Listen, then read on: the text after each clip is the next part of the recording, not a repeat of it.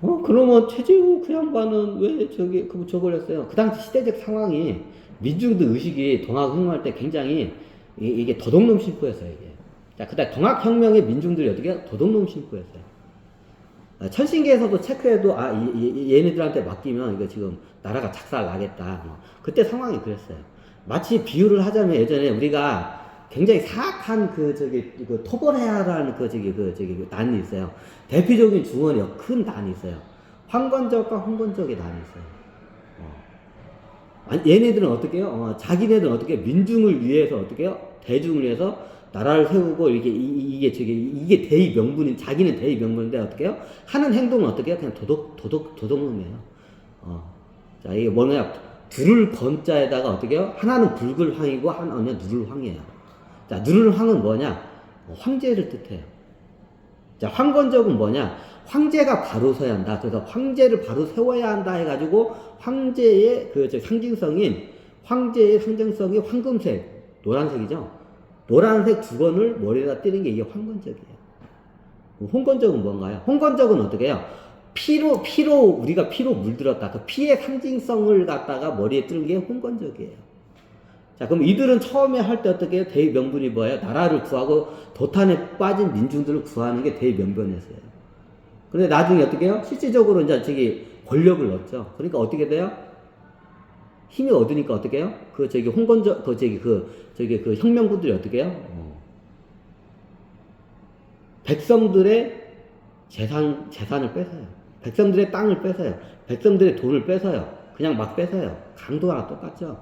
그리고 백성들의 이쁜 여식들이 있으면 어떻게 해요? 납치해가지고 강간하고 자기네들이 자기 어떻게 첩으로 만들고 그래요.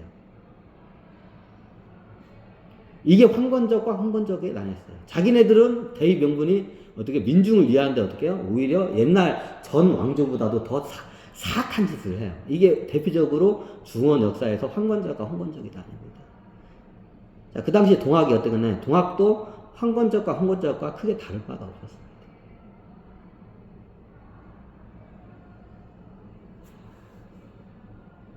우리가 동학에 대해서 한번 다시 깊게 반성을 해야 합니다.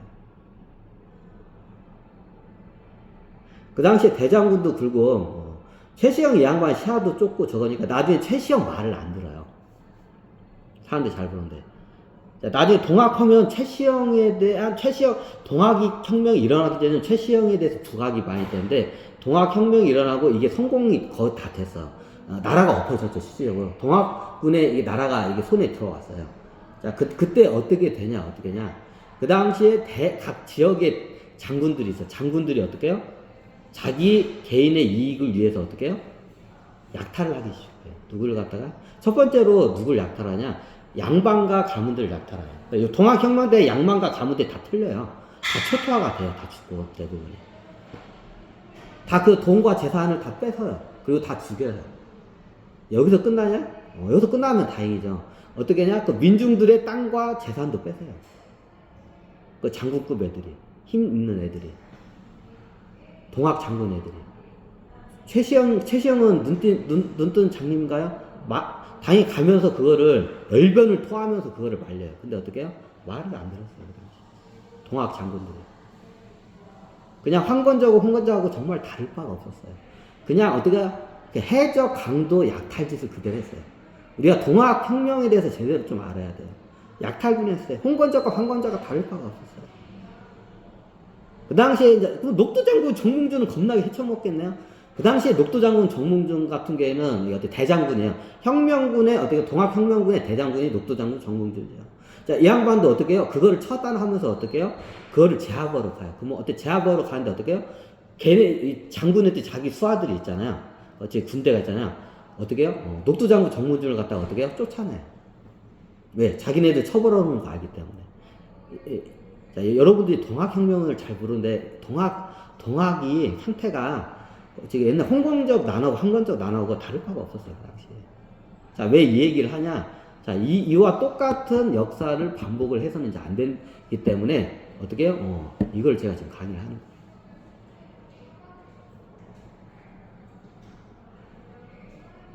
그 당시에 쉽게 말하면 이게 정몽준이 대장군이고 최시영이 이제 왕이 돼, 이 혁명이 되면. 황제가 되고. 그러면 그 혁명군의 대장군이 녹두장군 정문준이에요. 그러면 그 밑으로 해가지고 어떻게 해요? 장군들이, 시계만 사단장들이 있어. 지금으로 따지면. 장군들이 있어요. 그 장군들이 그 토우 지역을 중심으로 해서 그 민병들이 합쳐진 게 그 장군들이 있어요. 그럼 그 임명을 해, 그 지역마다. 그게 한 100명이 좀 넘었던 걸 알고 있어요. 장군급들이. 녹두장군 휘하로 100명급의 장군들이 있어. 근데 장군들이 어떻게 나중에 혁명이 이게 일어나니까 어떻게 해요? 동학의 원 그 정신에서 어떻게 벗어나서 어떻게 해요? 살인, 강간, 약탈을 해요. 그 이쁜 여자 있으면 자기애들 막 저기 해가지고 강간도 하고 막 자기 막 첩으로도 삼고 이런 짓을 해요. 조선의 양반에 하는 그 옛날 사악한 짓이 레벨이 100이면 어떻게 해요? 얘네들은 억이에요. 레벨이 사악한 짓이. 이게 동학혁명이에요. 자, 우리 역사적으로 동학혁명을 어떻게 이게 좀 좋게 포장을 해가지고 우리가 동학혁명은 민족의 어쩌고 저쩌고 하는데 그 당시에 동학혁명은 어떻게 해요? 홍건적과 황건적하고 다를 바가 없었어요. 그냥 도적 그 자체였어요, 그 당시. 그러니까 나중에 어떤 상태냐면 홍건적 하면서 최시영을 왕으로 올라가고 이제 이게 절차가 가는데 어떻게 하냐면 장군들이 나중에 자기 힘이 있고 하니까 어떻게 배가 이제 간이 배 밖으로 튀어나온 거야. 그럼 어떻게 해요? 자기의 나라를 세우려고 해요. 그 당시의 상태가 그랬어요.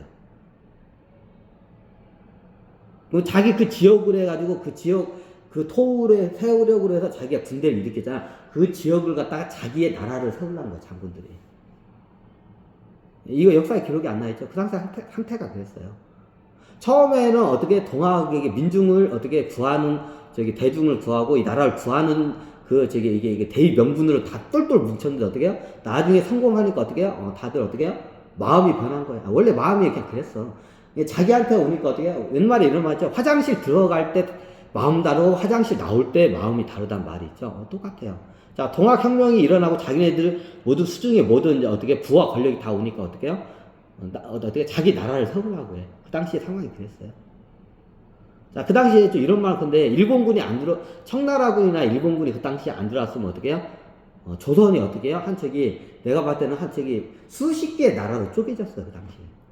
근데 내전 상태로 바로 돌입을 했어요. 그때 상황이 그랬어요. 이제 그때 이제 청나라군하고 일본군이 들어오면서 이게 눌러버져 보는 거야. 근데 그때 얘네들이 좀 이런 말은 그런데 그때 안 들어왔으면 조선이라는 나라가 어떻게 몇십 개의 나라로 쪼개졌어요. 그때 최시영하고 정몽준 양반이 가가지고 그거를 막 설득을 해도 어떻게 해요? 말이 안 통해, 얘네들이. 다 이거 다 내 거라고. 이 지역에 있는 거 딱 내 거고, 이 지역에 있는 주민들 다 내 거고, 여자들 다 내 거라고, 여기다 내 나라 세울 거라고, 다들, 장군 것들이 다 그랬어, 상태가. 황건적하고 홍건적이나 도덕 무리하고 다를 바가 없었어요. 동학혁명군들이. 처음, 화장실 들어갈 때는 어떻게 해요? 하나의 마음으로 민중을 구하는데 화장실 나올 때 어떻게 해요? 어떻게 자기 탐욕으로 똘똘 뭉쳤어요. 동학혁명군들이 다들. 자, 이런 일을 어떻게 해요? 반복을 하면 안 되겠죠.